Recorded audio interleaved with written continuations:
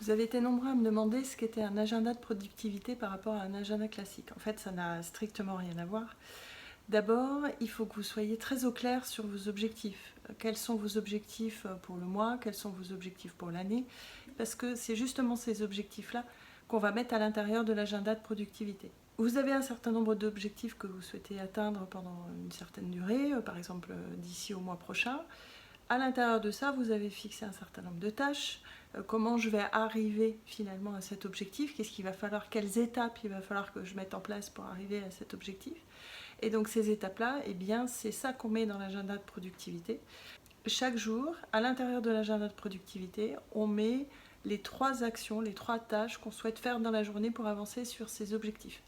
Donc c'est pour ça que je vous dis qu'il faut être très au clair sur ces objectifs parce que c'est vraiment la base de tout. Pour les agendas de productivité, il y en a de tout type, ça existe dans le commerce, il suffit de les acheter.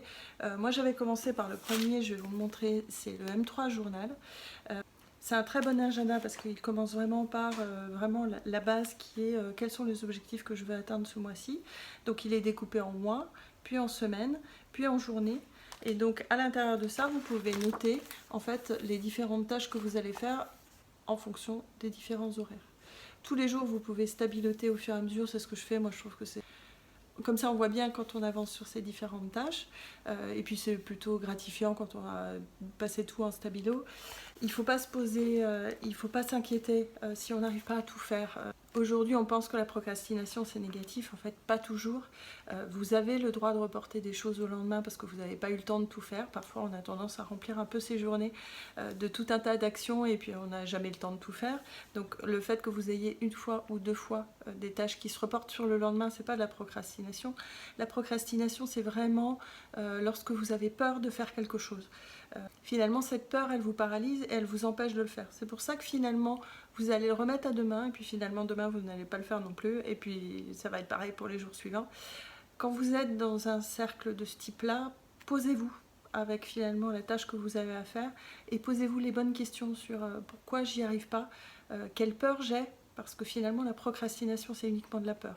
En fait vous êtes en train de vous immobiliser parce que vous avez peur de quelque chose. Participez en fait à la conception de celui-là qui est celui d'Olivier Roland, qui est finalement fait un peu de la même manière mais avec une approche un peu différente. Donc là aussi, regardez-les avant de les acheter, regardez ce qui finalement vous convient le mieux, ce qui va pouvoir vous accompagner dans le temps. Alors je vous le disais, hein, moi je suis passée sur un agenda tout à fait classique de l'étudiant. Alors pourquoi?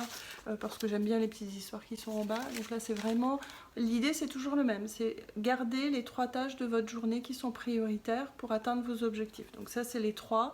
Ce que je vous conseille c'est de les faire en premier parce que quand on fait en premier les 3 objectifs de la journée, il peut se passer ce qui peut se passer dans une journée. On sait tous qu'on a des urgences, on a des choses qui ne se passent pas toujours comme on avait prévu. Si vous les avez fait les 3 premiers dans la journée, vous êtes tranquille. Vous pouvez finalement ne rien faire entre guillemets de la journée, vous aurez atteint vos objectifs. Donc j'ai pris moi pour habitude de noter mes différents rendez-vous, hein, comme dans un agenda classique, de noter finalement les 3 objectifs que j'ai pour ma journée, qui sont les tâches importantes que je dois faire pour pouvoir avancer sur mes objectifs. Et puis ensuite j'y note mes petites routines.